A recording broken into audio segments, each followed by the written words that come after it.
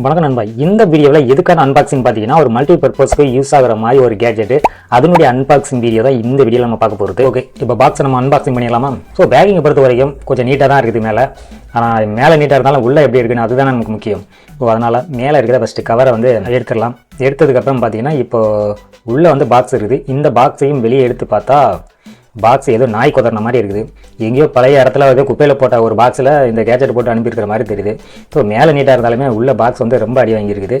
So box அடி வாங்கினா பரவாயில்ல, உள்ளே இருக்கிற கேஜெட் எந்த ஒரு டேமேஜ் இல்லாமல் இருந்தால் அதுவே நல்லது தான். இப்போ உள்ளேருந்து அந்த ட்ரைபேட், அதாவது அந்த மொபைல் ஸ்டாண்டு, அதை வந்து வெளியே எடுத்துடலாம். அதுக்கப்புறம் உள்ள என்னென்ன கொடுத்துருக்காங்கன்னு பார்த்தீங்கன்னா ஃபிட்டிங் அந்த பார்ட்ஸ் தான் கொடுத்துருக்காங்க. கடைசியாக உள்ள அடியில் என்னமா இருக்குது அதை எடுத்து பார்த்தா மொபைல் ஹோல்டர். இது மொபைல் ஸ்டாண்டு அப்படின்னு தான் வாங்கினா, ஆனால் பாக்ஸில் அவங்க மென்ஷன் பண்ணியிருக்கிறத பார்த்தா மைக்ரோஃபோன் ஸ்டாண்டு அந்த மாதிரி மென்ஷன் பண்ணியிருக்காங்க.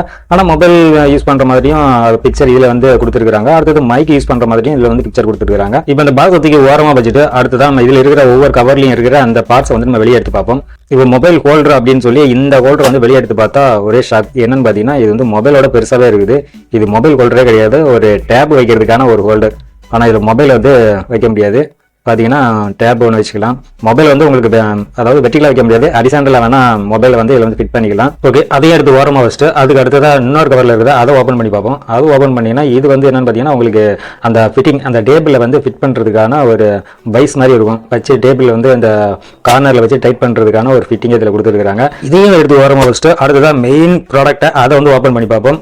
ஸோ இது பார்த்தீங்கன்னா ரொம்பவே நல்லாவே இருக்குது. அதாவது பில்ட் குவாலிட்டியை பொறுத்த வரைக்கும் ரொம்ப நல்லது கொடுத்துருக்காங்க. ரொம்ப வெயிட் இல்லை, அதே சமயத்தில் ரொம்ப வெயிட்லெஸ்ஸும் இல்லை, ஒரு மீடியமான வெயிட்டாக தான் இருக்குது. ஸோ டைட்டும் பார்க்க போனால் கொஞ்சம் ரொம்ப ஸ்ட்ராங்காகவே இருக்குது. அதாவது நம்ம தேவையான அட்ஜஸ்ட்மெண்ட்டுக்கு அதை வந்து சுருக்கிறதும் இல்லை நீட்டுறதுக்கும் அந்த அளவுக்கு கொஞ்சம் ரொம்ப டைட்டாகவே இருக்குது. நான் என்னமா லூஸாக இருக்கும் அப்படின்னு தான் நினச்சேன்.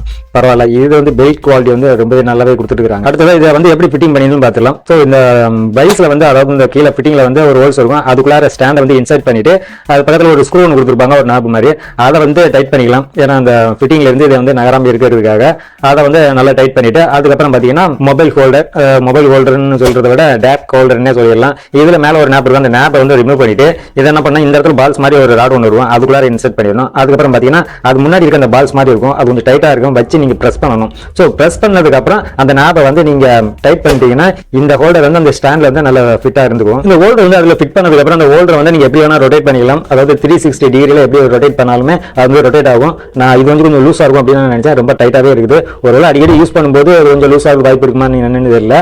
ஸோ யூஸ் பண்ணி பார்த்துட்டு நான் வந்து இதை வந்து கமெண்ட்ஸ்ல சொல்றேன் எந்த அளவுக்கு வந்து லூஸ் ஆகுதா இல்லை டைட்டா இருக்குதா அப்படின்றது. அடுத்தது டேபிள் வந்து ஃபிட் பண்ணிடலாம். ஸோ டேபிள் ஃபிட் பண்றதுக்கு இந்த லேப் இந்த வைஸ் மாதிரி பார்த்தீங்கன்னா அந்த கிளாம்ப் வந்து உள்ள இன்சர்ட் பண்ணிட்டு கீழே வந்து நம்ம டைட் பண்ற அந்த டைரக்ஷன்ல ரொட்டேட் பண்ணாலே இது வந்து டைட் ஆகும். நான் இதுல என்ன நினைச்சேன்னா ஓவர் டைட் பண்ணும்போது அந்த கிளாம்ப் வந்து கொஞ்சம் விரிஞ்சு கொடுக்கும் அப்படின்னு தான் நினைச்சேன். ஆனா அப்படி எதுவுமே இல்லை. அந்த கிளாம்ப் அந்த சி மாதிரி வருது பார்த்தீங்களா, அது ரொம்பவே கொஞ்சம் குவாலிட்டியாவே இருக்குது. அந்த இடத்துல எதுவுமே பெண்ட் ஆகல, டைட் ஆகும்போது நல்லா ஃபுல்லாவே டைட் ஆயிடுச்சு. ஃபிட் பண்ணதுக்கு அப்புறம் ஃபைனலுக்கு பார்த்தீங்கன்னா ரொம்ப நல்லாவே தான் இருக்குது, எங்கேயுமே ஷேக் ஆகிற மாதிரி எதுவும் தெரியல. ஆனா என்னன்னு பார்த்தீங்கன்னா கீழே வந்து அந்த ஸ்டாண்டில் அந்த ஃபிட்டிங்கில் வந்து வைக்கிறோம் பார்த்தீங்களா, அந்த இடத்துல மட்டும் லைட்டாக வந்து ஷேக் ஆகுது. மற்றபடி வந்து எந்த இடமே ஷேக் ஆகுது, ரொம்ப ஸ்ட்ராங்காகவே தான் இருக்குது. ஃபுல் டைட் வச்சதுக்கப்புறமா லைட்டாக அந்த இடம் மட்டும் கொஞ்சம் லைட்டாக ஷேக் ஆகுது ஆடி பார்த்தா, மற்றபடி நல்லா தான் இருக்குது. அடுத்ததாக பார்த்தீங்கன்னா இதில் வந்து நான் ஒரு டேப் ஒன்று வச்சு பார்க்குறேன். வச்சு பார்க்கும்போது உங்களுக்கே தெரியும், ஏன்னா இது வந்து ஹோல்டர் ரொம்ப பெருசாக இருக்கிறதுனால இதில் வந்து மொபைல் வந்து வைக்க முடியாது. மொபைல் வைக்கிறதா இருந்தால் கூட ஹரிசாண்டலில் தான் வைக்க முடியும், தவிர இது மாதிரி வெட்டிலெல்லாம் வைக்க முடியாது. ஏன்னா ஹரிசாண்டலில் வச்சுக்கிட்டு அப்புறமா திருப்பிக்கலாம். ஏன்னா வீடியோ எடுக்கிறதுக்கு கண்டிப்பாக நம்ம வச்சோம்னா வந்து செட் ஆகாது. ஏன்னா ஃபுல்லாகவே பேக் சைடு கவர் ஆகிடும். ஆனால் பேக் சைடு கேமராவில் வீடியோ எடுக்கிறதுக்கு வாய்ப்பு இல்லை. அதனால இதுக்கு தனியாக எதுவும் ஹோல்டர் வாங்கணுமா அப்படிங்கிறது தெரியல. இதுக்கு தனியாக தான் ஹோல்டர் வாங்கணுமா அப்படின்றத உங்களுக்கு தெரிஞ்சதுன்னா மறக்காம கமெண்ட்ல சொல்லுங்க. இதுக்கு தனியாக வேற ஏதாச்சும் ஹோல்டர் இருக்குதா அப்படிங்கிறத நான் செக் பண்ணி பார்த்துட்டு அதுக்கான வீடியோவை நான் அடுத்த வீடியோவா வந்து உங்களுக்கு வந்து அப்லோட் பண்றேன். இந்த இடத்துல பார்த்தீங்கன்னா உங்களுக்கு வந்து ஹோல்டர் மட்டும் தனியாக எடுக்கிறதுக்கு ஒரு டைட் பண்றதுக்கும் இந்த இடத்துல ஒரு த்ரெட் மாதிரி ஒன்று கொடுத்துருக்காங்க. எனக்கு தெரிஞ்சு இதுக்கு தனியாக ஒரு ஹோல்டர் வாங்கி தனியாக வந்து ஃபிட் பண்ணிக்கலாம் அப்படிங்கிற மாதிரி தெரியுது. ஏன்னா மைக்குக்கும் இது மாதிரி தனியாக வாங்கி அதை வந்து ஃபிட் பண்ற மாதிரி தான் அதை வச்சிருக்காங்க. அதனால தனியாக ஹோல்டர் இருக்கும்னு நினைக்கிறேன். அப்படி இருந்துச்சுன்னா நான் செக் பண்ணி அதுக்கான பர்ச்சேஸ் லிங்கை கூட நான் கீழே கொடுக்குறேன், நீங்க இது வந்து செக் பண்ணி பாருங்க. ஃபைனலாக இது ரேட் என்ன அப்படின்றத சொல்லிடுறேன். இதனோட ரேட் பார்த்தீங்கன்னா கிட்டத்தட்ட 500 ரூபா வருது. இந்த டெலிவரி சார்ஜ், இந்த பேக்கிங் ஷிப்பிங் சார்ஜ் எல்லாம் சேர்த்து டோட்டலாக ஒரு 500 ரூபா கிட்ட தான் வருது. இந்த ப்ராடக்ட் வந்து 500 ரூபாய்க்கு வாங்கலாமான்னு கேட்டா என்ன பொறுத்தவரைக்கும் பார்த்தீங்கன்னா தாராளமாக வாங்கலாம். என்ன ஒரு மைனஸ் பாயிண்ட்னா இதுல வந்து டேப்புக்கான ஒரு ஹோல்டர் தான் கொடுத்துருக்காங்க. அதுக்கு அடிஷனலாக வந்து அந்த மொபைல் ஹோல்டர் அப்புறம் பார்த்தீங்கன்னா மைக்கு ஸ்டாண்டு அந்த மாதிரி ஒரு ஹோல்டரும் சேர்த்து கொடுத்துருந்தாங்கன்னா ரொம்ப ஒர்த்தா இருந்துக்குன்னு தான் நான் சொல்றேன். ஓகே, நம்ம இந்த ப்ராடக்ட் நீங்க வாங்கணும்னு நினைச்சீங்கன்னா வாங்கினீங்கன்னா இந்த வீடியோ கீழே டிஸ்கிரிப்ஷன்ல நான் லிங்க் கொடுக்குறேன், நீங்க வந்து செக் பண்ணி பார்த்து வாங்கிக்கோங்க. அது மட்டும் இல்லாம உங்களுக்கு வந்து அன்பாக்சிங் வீடியோ ரொம்ப பிடிக்கும் அப்படின்னா இந்த சேனல் வந்து சப்ஸ்கிரைப் பண்ணிக்கோங்க. இதுல only tech gadget unboxing video மட்டும் தான் வரும். இந்த கேட்ஜெட் பத்தி வேற ஏதாச்சும் உங்களுக்கு டவுட் இருந்துச்சுன்னா மறக்காம வந்து கமெண்ட்ஸ் பண்ணிக்கோங்க.